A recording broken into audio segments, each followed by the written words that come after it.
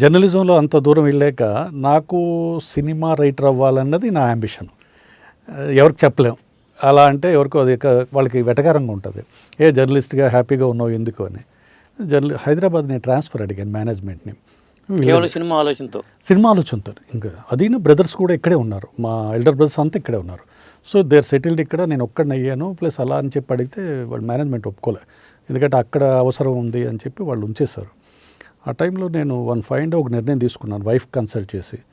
నేను హైదరాబాద్ వెళ్తాను, మనం అక్కడైతే మనం తాడుపేడ తేల్చుకోవచ్చు రైటర్గా అంటే. తనకి నా మీద నమ్మకం ఎక్కువ. సో ఆమె కూడా పాపం ఉంది. చాలా చిన్న పసిపిల్లలండి, 2 ఆడపిల్లలు.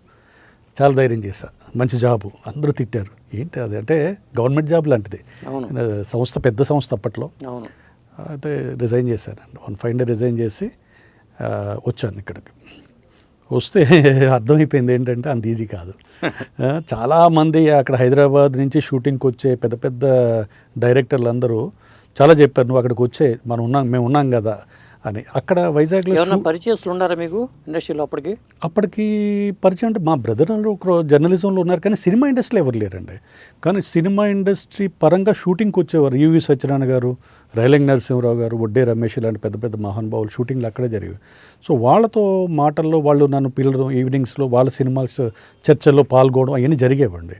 సో అది జస్ట్ ఏంటంటే దాన్ని ఏమంటారంటే ఏదో దానికి డబ్బుల కోసం ఇలా కాకుండా ఊరికే సరదా, మన ప్యాషన్ అని అంతే. సో వాళ్ళు ఎంజాయ్ చేసేవారు. లేదు నువ్వు వచ్చేయాలంటారు, కానీ ఇక్కడికి వస్తే ఎవరు ఉండేవారు కాదండి, ఎవరు తలుపులు తీయలేదు. ఏం చేయాలో అర్థం కాలేదు. మనం చూస్తే ఏమో చాలా రిస్క్ చేసాం. సో మా ఫ్రెండ్ ఒక 96 అండి, 90 అంటే మధ్యలో వచ్చి 1-2 సార్లు ఒక 2-3 రోజులు వచ్చి ట్రై చేసుకోవడం వెళ్ళడం. సో మన పాత జర్నలిస్టు బాబురావు చనిపోయాడు, ఎల్ బాబురావు నాకు మంచి ఫ్రెండ్ అప్పట్లో. ఎందుకంటే ఇద్దరం కలిసి కెరీర్ బిగిన్ చేసాం ఇక్కడ హైదరాబాద్లో. తర్వాత అంటే అంతకుముందు ఇంకా చాలా చిన్న పత్రికల్లో పనిచేశాడు. సో అప్పటికి నేను కొంచెం మార్కెటింగ్ సర్క్యులేషన్ మేనేజర్గా ఉన్నాడు. అవన్నీ చాలా చిన్న జాబులు అవి. సో ఆయన అన్నాడు, లేదు ఇక్కడ అంత ఈజీ కాదు, నువ్వు కెరీర్ ఫ్యామిలీ అన్నీ వదులుకొని రావద్దని చాలా చెప్పాడు. ఇక వచ్చాం కదా అని చెప్పి నేను ఓ ఫ్రెండ్ సహాయంతో టాప్ హిట్ అని ఫిల్మ్ మ్యాగజైన్ లాంచ్ చేశానండి. సూపర్ హిట్ వచ్చింది. అప్పుడు మేఘ సందేశం, సితారా, జ్యోతి చిత్ర అనే పెద్ద పెద్ద హేమహేమీల సంస్థలు అవన్నీ. ఆ టైంలో టాప్ హిట్ అని లాంచ్ చేసినప్పుడు పత్రిక పెట్టేంత ఫైనాన్షియల్ కెపాసిటీ ఉందా? ఫ్రెండ్ ఉన్నారు ఆయన, నా ఫ్రెండ్ వాళ్ళ ఫాదర్ నాకు సపోర్ట్ చేశారు.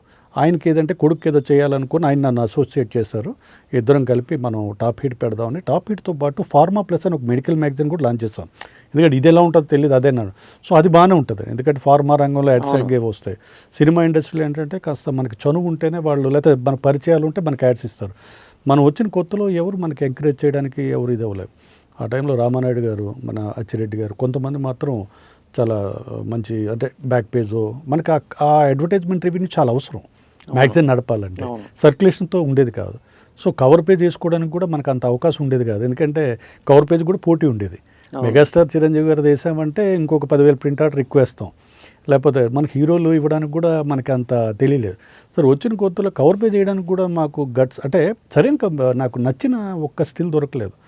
ఆ టైంలో సౌందర్యతో వాళ్ళ బ్రదర్ అమర్తో కూడా చాలా మంచి ర్యాపో ఉండేది, ప్రశాంత్ కుటీర్ ఆ టైంలో కవరేజ్లో. ఆమె ఫోటో తీసి కవర్ పేజ్ చేశారండి, అంటే ఒక ఫీమేల్, ఒక హీరోయిన్ కవర్ పేజ్ చేసాం. సో అది కొంచెం మాట్లాడుకున్నారు మార్కెట్లో ఏంటి ఇది అని. తర్వాత నా రాతలు కూడా జర్నలిజంలో ఇంకో స్థాయిలో వెళ్ళాం. ఫర్ ఎగ్జాంపుల్ ఒక ఎగ్జాంపుల్, అన్నమయ్య పబ్లిసిటీ లోపం, అన్నమయ్య పాలిటే శాపం అన్నాం. అంటే మనం ఏంటంటే అప్పట్లో జర్నలిజం అంటే, మన సినిమా జర్నలిజం అంటే కాస్త ఫేవర్గా ఉండాలి, ఇలా రిస్క్. అంతేగాని మనం ఏదో పొలిటికల్కి సినిమా జర్నలిజం మధ్యలో ఉండేది, అట్లా ఉండేది. చివరికి వచ్చేటప్పటికి మనం పోస్టర్కి వెళ్ళేవాళ్ళం. సో అలాంటి హెడ్డింగ్లతో క్యాచీగా చేసేటప్పటికి మార్కెట్లో మాట్లాడుకుంటున్నారు, కానీ రెవెన్యూ సరిపోవట్లేదు, అంటే బ్రేక్ ఈవెన్ రావట్లే.